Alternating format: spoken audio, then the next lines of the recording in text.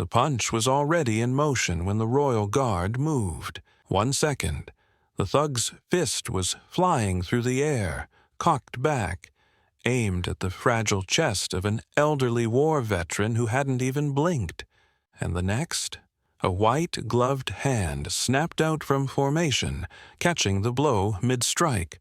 The crowd didn't breathe. The music stopped mid-note, and every phone in the square shot up to record the impossible, because royal guards don't move.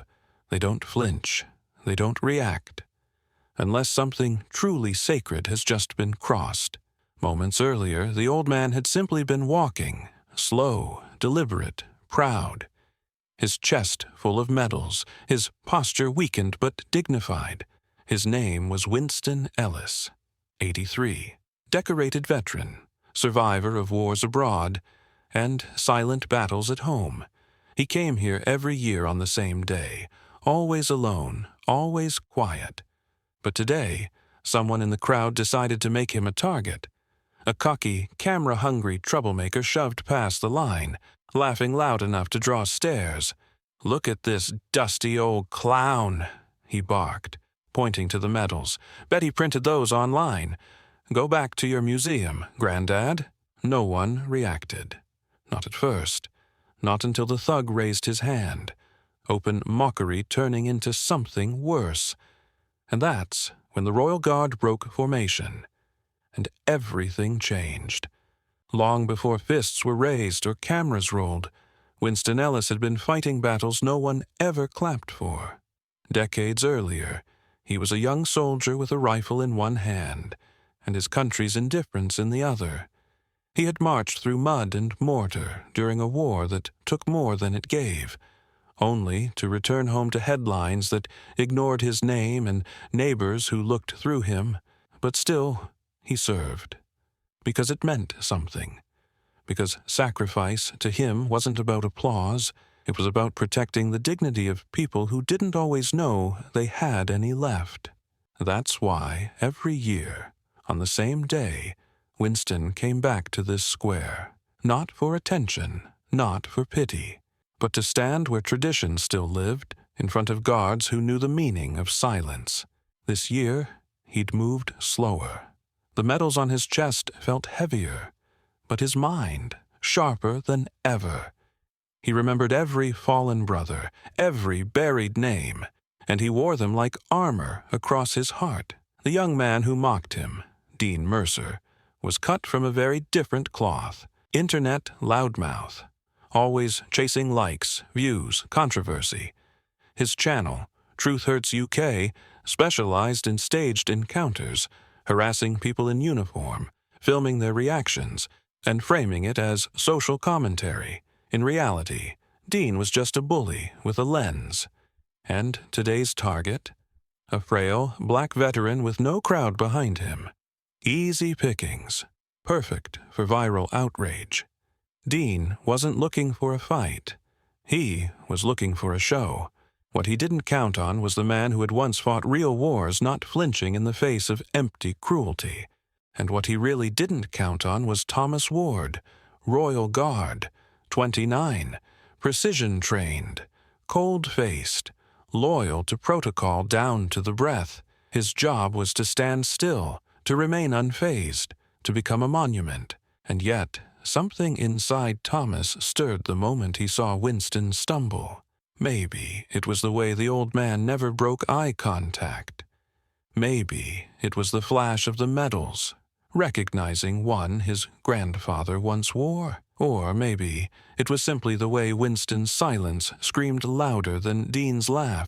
Whatever it was, when the thug's arm pulled back, Thomas didn't hesitate.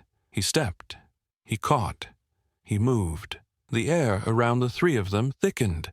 Dean jerked his arm back, eyes darting. "What the hell, man? You're not allowed to touch me. I'll sue." But Thomas said nothing. His jaw clenched, eyes cold, still gripping Dean's wrist just tight enough to remind him what real consequences felt like. The crowd had drawn in now. Tourists stopped filming the palace and turned their phones on this scene instead. Not one person spoke.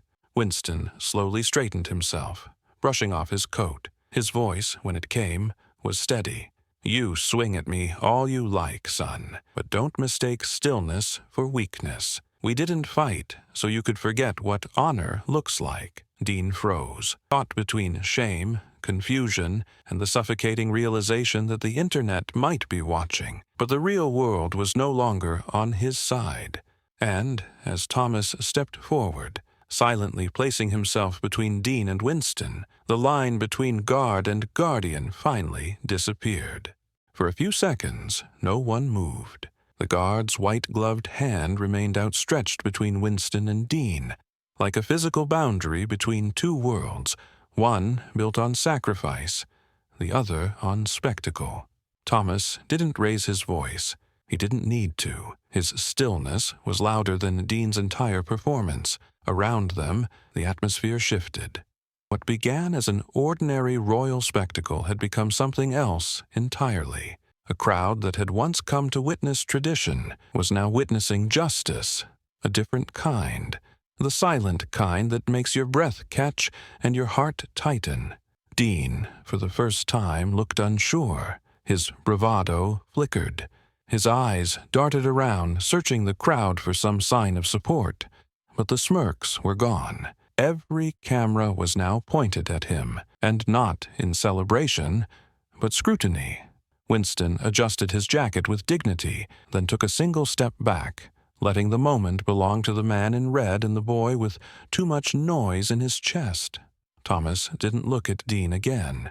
Instead, he turned slightly to Winston, just enough to acknowledge him without ever fully breaking posture. That single, subtle gesture said what 1,000 shouted words never could. Not here. Not now. Not ever.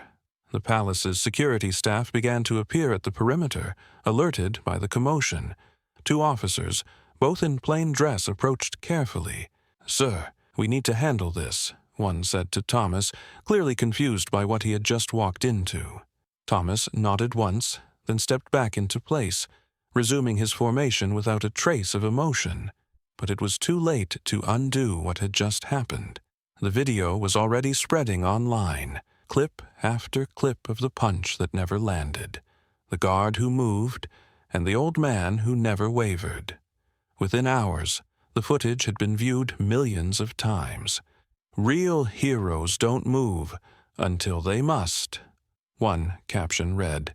Another clip simply showed Winston standing tall, his medals glinting in the light, with the text, "This is Britain." Hashtags exploded across platforms. # guard stepped in. # honor over hype. # Winston Ellis deserves respect. Journalists scrambled to identify the veteran. Military historians confirmed his record within hours. He had earned every medal he wore. And then some.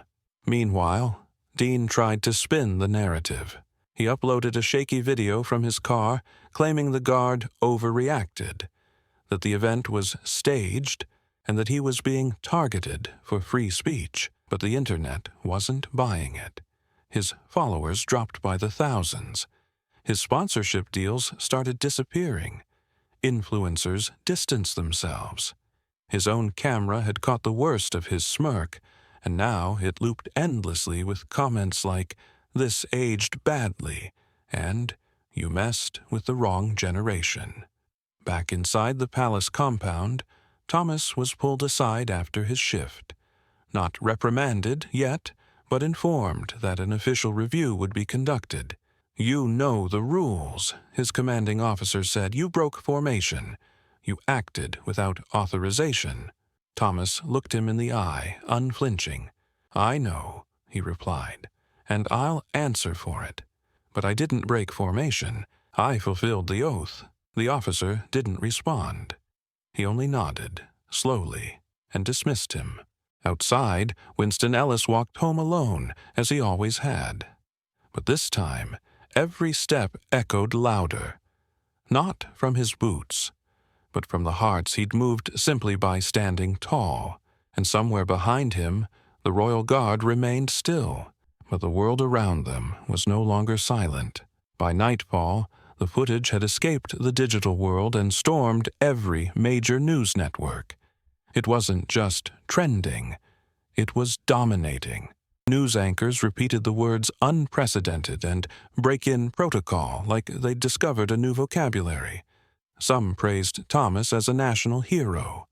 Others questioned whether a royal guard should ever be allowed to break rank, regardless of circumstance. The headlines split down the middle. Discipline disrupted versus when honor stands up. But through the media frenzy, one face kept appearing more than any other. Winston Ellis. That still image of him adjusting his jacket while the guard stood protectively in front of him had already been turned into posters, paintings, and even protest signs. Overnight, he became a symbol, and symbols, Winston knew, came with consequences. He tried to keep his distance from it all. No interviews, no public statements, just his quiet flat, his morning tea, and the medals he'd once kept tucked away in a drawer. But privacy was no longer an option. Reporters found his building. Neighbors whispered his name. A local news crew left flowers outside his door. They meant well, maybe, but the attention unsettled him. He hadn't asked for it. He wasn't fighting for fame. And part of him feared that the more attention he received, the more likely the truth behind the system he served would stay buried under headlines, likes, and fleeting outrage. Thomas, meanwhile, sat inside a small room deep within palace grounds, surrounded by paperwork, clipped videos, and the echo of every voice asking why he'd moved. "You broke protocol," one superior repeated, for the third time that hour. "You are aware this carries consequences?" Thomas nodded. "Yes, sir. And yet, you moved." Thomas looked him in the eye. "I did what I was trained to do, sir. I protected the dignity of this country." The room fell quiet, because even the highest ranks knew, at least privately, that what he'd done wasn't reckless. It was human. Still, procedure had to be followed. A formal inquiry was launched. Pending its outcome, Thomas was placed on inactive duty. He handed over his rifle. His uniform remained in his locker untouched. And every day, as tabloids speculated whether he'd be dismissed, his silence only made the story louder. Some claimed he was being punished. Others said he was being groomed for a PR role to clean up the monarchy's image. But the truth, he just waited and watched as the world argued over a moment that, for him, was never meant to be political. It was personal. Behind the scenes, palace PR teams scrambled. Meetings were held to decide whether to condemn or commend him. There was talk of issuing a neutral statement, of acknowledging the complexities of the moment without committing to either side. But by now, the public had already chosen. Artwork of Thomas standing before Winston was being painted on walls in Brixton. School children were reenacting the moment in history class, and a grassroots campaign was demanding that Winston be formally recognized, not just as a veteran, but as a national treasure. Still, both men remained silent, not out of fear, but principle. Because for Winston, the fight had always been about more than one shove. And for Thomas, standing still had never been the hardest part of the job. It was staying silent after you knew better. And now, the world was watching two men who never asked to be seen become the face of a truth too loud to ignore. When Dean Mercer saw the video of himself go viral, he didn't panic. Not at first. In fact, he smiled. He had always believed that controversy was currency, and humiliation could be flipped into a headline if you controlled the narrative fast enough. Within hours, he posted a video from the front seat of his car. Dark, glasses on, hoodie up, looking directly into the lens. "Y'all really think I attacked a veteran?" he scoffed. "You've been played. That guy shoved me first. You just didn't see it. And that guard, he wasn't protecting anyone. He assaulted me. The tone was smug, defensive, and rehearsed. His caption read, "The truth about the Buckingham Palace setup." For a brief moment, his most loyal followers latched on, flooding comments with "Free Dean" and "Cancel the fake guard." But the internet isn't as forgiving as Dean thought. And this time, the lie was too transparent. Within a day, fact-checkers picked his version apart. Frame-by-frame breakdowns of the incident flooded TikTok, YouTube, and Reddit. Independent analysts slowed down the video to prove Winston never touched Dean. Others highlighted Dean's signature smirk, pointing out the microphone clipped to his shirt, a clear sign he had been filming for content. A clip surfaced from earlier that week, where Dean was caught joking with a friend about stirring up the guard at the palace to break protocol. In that video, he laughed and said, "Imagine if he actually moved. That would blow up." And it had. Just not the way he hoped. Soon, Dean's sponsors began to drop him. One athletic brand removed his photo from their homepage. A podcast interview was canceled last minute. Even some of his former collaborators began deleting joint content. Quietly, discreetly, but intentionally. He tried doubling down, calling Winston a crisis actor, even suggesting the entire confrontation had been orchestrated by the monarchy to distract from other issues. But the public wasn't listening anymore. They had seen what mattered. A frail old man disrespected, and a silent guard who chose humanity over instruction. Meanwhile, reporters began digging into Dean's past. What they uncovered wasn't shocking, but it was damning. Multiple instances of staged prank videos that ended in threats or harassment. A history of edited clips meant to portray confrontations that didn't actually occur. There were even whispers of former targets threatening legal action, though none had followed through, until now. A retired teacher, once cornered by Dean for a staged debate in a supermarket aisle, came forward publicly. "I stayed silent because I thought no one would care. Now I see I wasn't the only one." Her story, backed by video receipts, made headlines. A quiet wave of victims followed. Back at the palace, Thomas was briefed on the developments. They told him Dean was losing ground fast, that public sentiment had turned. One officer leaned in and said, "He's done, mate." He picked the wrong old man. "And you picked the right moment." Thomas didn't respond. He didn't need to. It was never about revenge, never about viral fame. It was about doing what was right when silence became complicity. Winston, on the other hand, watched it all unfold from his living room, the TV muted. The headlines flickered. His face appeared, then vanished. And through it all, he stayed still, not because he wasn't moved, but because the world had finally spoken for him. After years of being overlooked, erased, and doubted, the silence had finally broken in his favor. And Dean Mercer, for all his noise, for all his spin, found himself surrounded by a silence of a different kind, one filled with shame and accountability. It had been nearly a week since the incident, and Winston Ellis hadn't said a single word to the press. While commentators argued, tweets surged, and interviews replayed footage from every angle.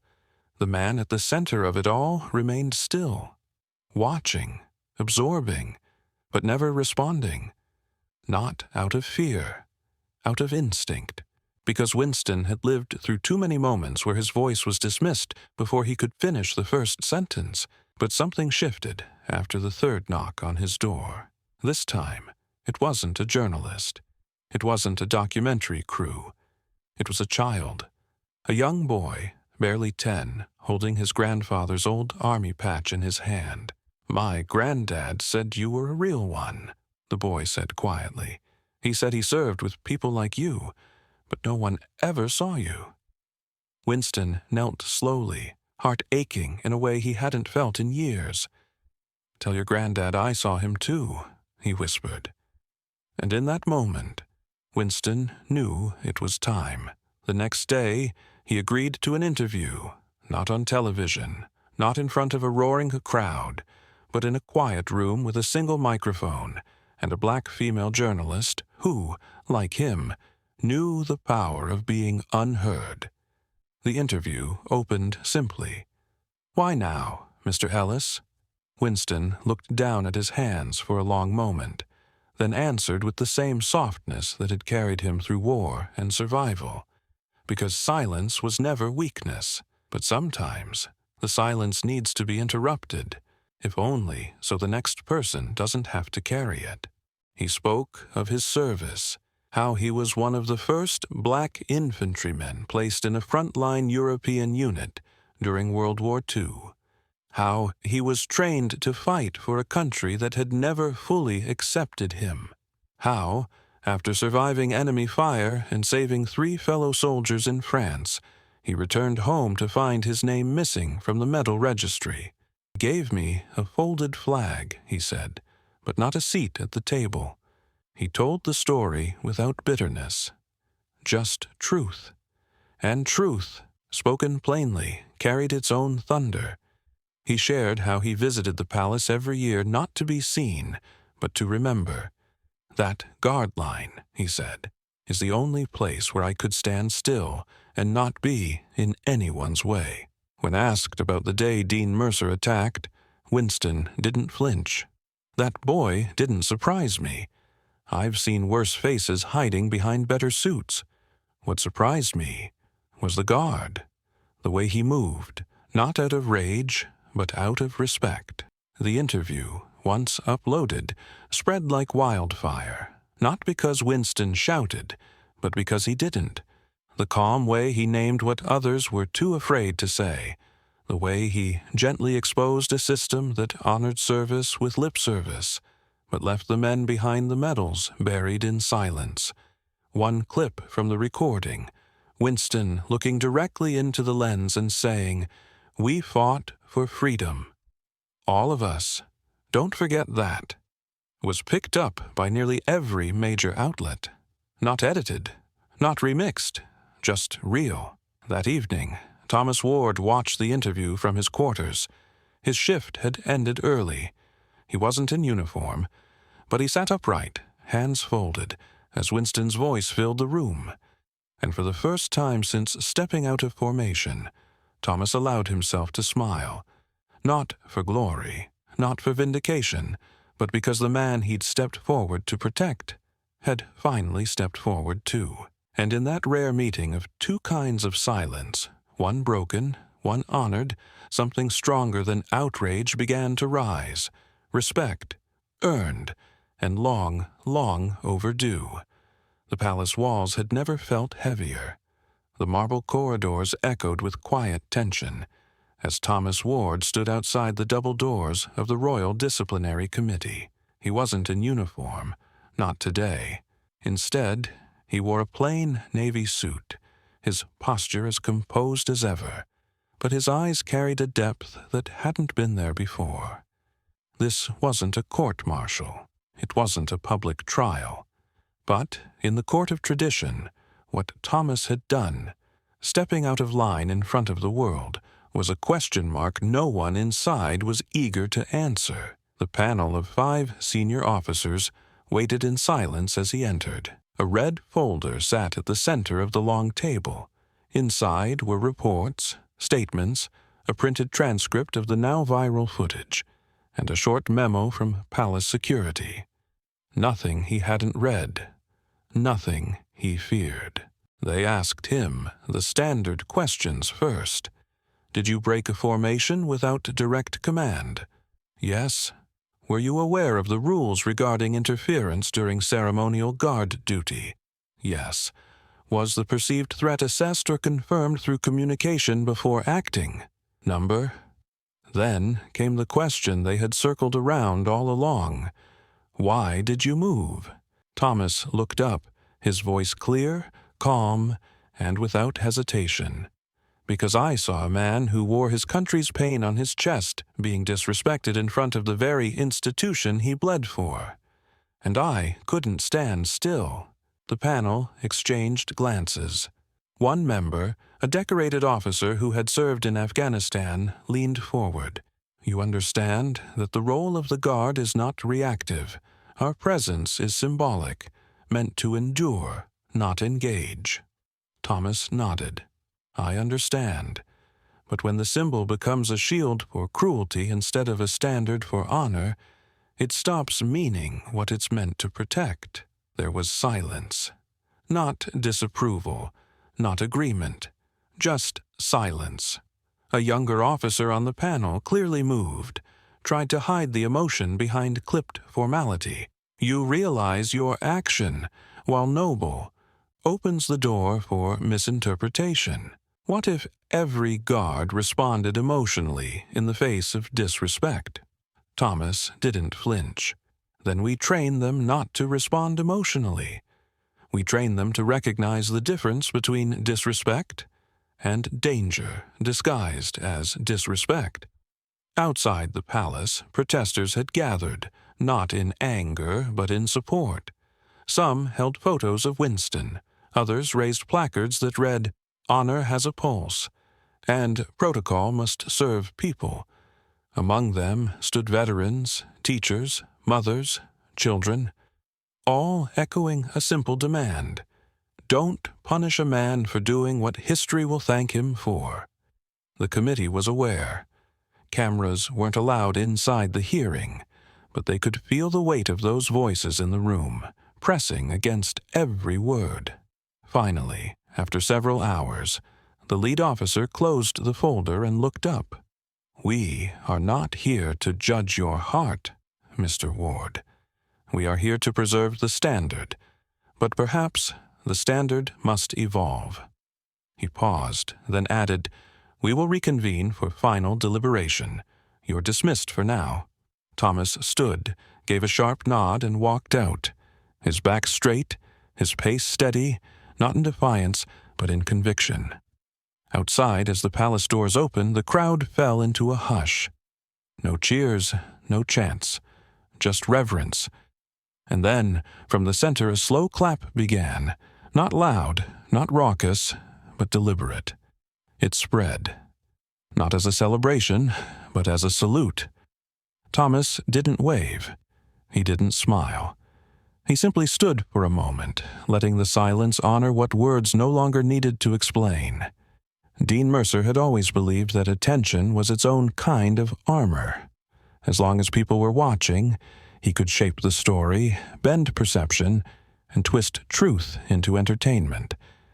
But lately, the attention had shifted from admiration to disgust. The messages in his inbox weren't praise, they were demands. Demands for apologies, for accountability, for him to disappear. His sponsors had gone silent. The email from his management simply read, "Your contracts have been terminated, effective immediately." And the worst part? He wasn't even surprised. The walls were closing in, and this time, no viral stunt could claw him out. The world didn't stop for Winston Ellis. It simply slowed down long enough to finally see him. The headlines faded, the protests quieted, and the noise of opinion settled into something far more lasting: respect. Winston never returned to the palace gates. He didn't need to. What he had to say had already been said, without raising his voice, without stepping onto a stage. The footage of that single moment, when the royal guard stepped out of line and the weight of a nation's silence was broken, continued to live in classrooms, libraries, and living rooms. It wasn't just a story. It became a compass, a reminder that sometimes the most powerful action is standing still for the right thing. The palace, in its own quiet way, understood the depth of what had happened. No press, no ceremony, just a discreet, private reception in the Rose Garden, where Thomas Ward and Winston stood face to face once more. This time, the salute came without instruction. Thomas didn't speak. He simply extended his hand and Winston took it. One soldier to another. One man who served in the shadows, and one who broke the silence for him. That handshake didn't need cameras. The moment was already written into history. Later that week, during a routine changing of the guard, a small gesture was added, barely noticeable. A second-long pause. A glance toward the gate where it all unfolded. It wasn't protocol. It was remembrance. A living tribute dressed in discipline and dignity. Winston returned home to find a letter tucked beneath his door, written in crayon. Dear Mr. Ellis, my school watched your video. My teacher said you're a real hero.